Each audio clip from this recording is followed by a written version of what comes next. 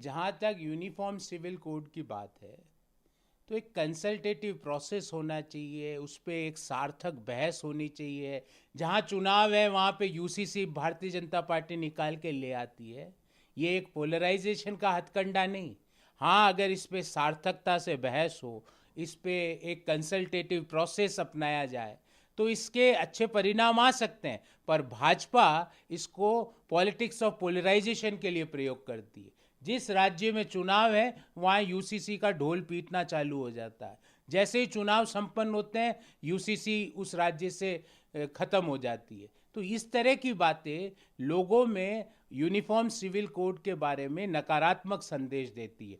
अगर consultative process के द्वारा एक सार्थक पहल की जाती है और उसमें डिस्कशन होता है, तो उसे आगे बढ़ाया जा सकता है। पर सिर्फ पोलराइजेशन के लिए यूसीसी की बात करती है जो भारतीय जनता पार्टी। हिमाचल में चुनाव हुआ, यूसीसी बात हुई। उत्तराखंड में यूसीसी, यूपी में यूसीसी, बिहार में यूसीसी, कर्नाटक में यूसीसी, और जैसे ही चुनाव संपन्न होते हैं वहाँ से यूसीसी ख़त्म हो जाती है, यूसीसी पर सारी बहस थम जाती है। तो कंसल्टेटिव प्रोसेस के द्वारा एक सार्थक पहल की जाए तो उस पर आगे बात की जा सकती है।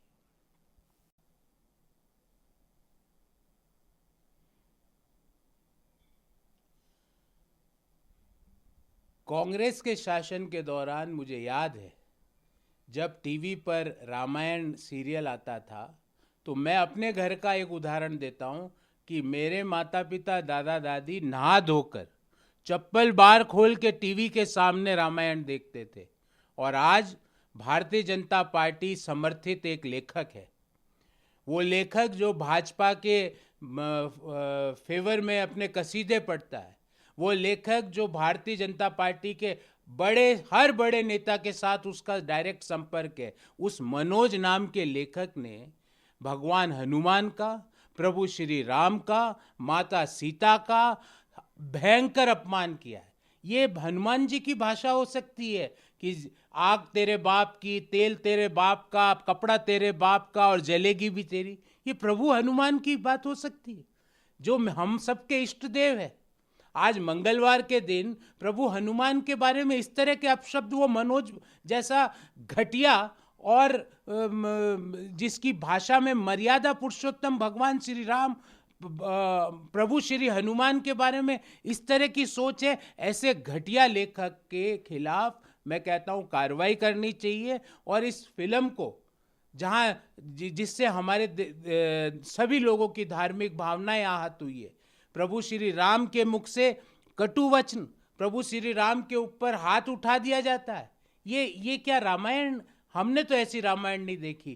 कांग्रेस के समय जब रामायण आती थी टीवी पे, तो एक ऐसा वातावरण बनता था जिसमें धार्मिक भावनाएं हो, नैतिक मूल्य हो, भगवान श्री राम का जो मर्यादा पुरुषोत्तम वाला चेहरा हो, उन सब से हम सब लोगों ने सीखा है। हम सब का बचपन उस सीरियल को देख के बड़ा हुआ है। हम सब ने अपने जीवन के कई नैतिक मूल्य उस सीरियल से देखे। यही अंतर है कांग्रेस और झूठी राम भक्त भारतीय जनता पार्टी में, जिसका राम से कोई लेना देना नहीं।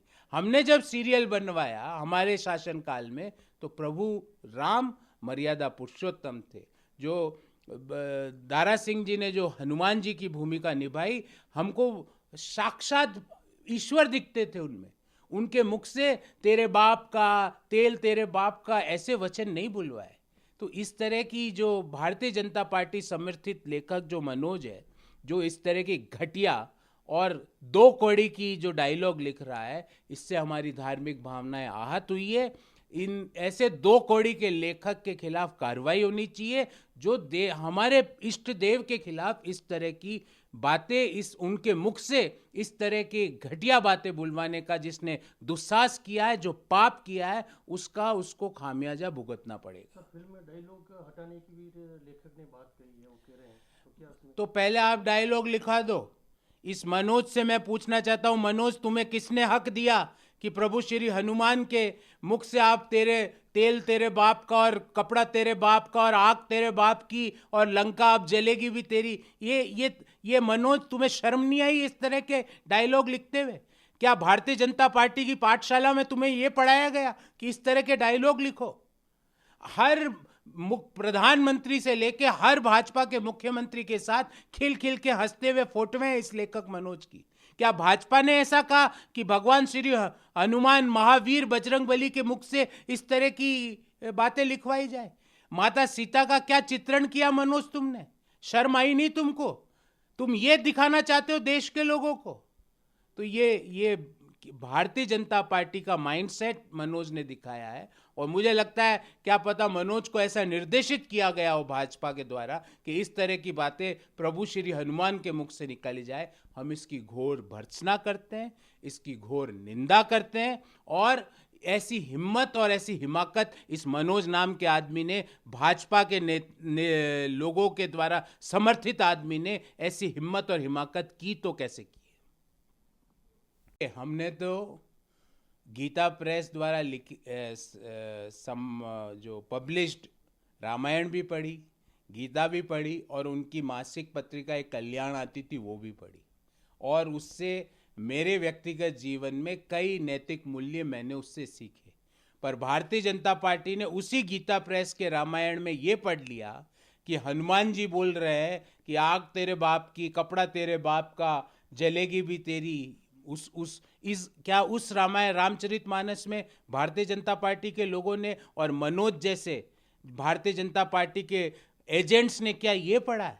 तो हमने तो गीता प्रेस की जो पुस्तकें हैं उनके अंदर रामचरितमानस, भगवत गीता, कल्याण जो मासिक पत्रिका आती थी, उससे मेरे तो नैतिक मूल्यों में कई जगह मेरे को जब भी नैतिक डिसीजन लेने पड़ते हैं तो उसकी कहानियाँ में और जो उन पुस्तकों में मैंने पढ़ी, जो चित्रण उन पुस्तकों में मैंने देखा, उससे मेरे जीवन में तो मुझे बहुत फ़ायदा हुआ।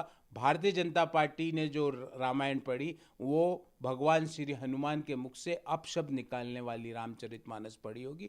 और मैंने तो जो गीता प्रेस की रामायण पढ़ी उससे मेरे जीवन में कई बार नैतिक मूल्यों, नैतिक इश्यूज़ पर, सामाजिक इश्यूज़ पे, पारिवारिक इश्यूज़ में जब भी निर्णय लेने की कभी समस्या आई तो उन कहानियों ने, उन चित्रण ने मेरे जीवन में मुझे बहुत मदद की। नमस्कार, मैं हूं मानक गुप्ता। अगर आपको हमारा ये वीडियो पसंद आया हो तो इसे लाइक और शेयर जरूर करें।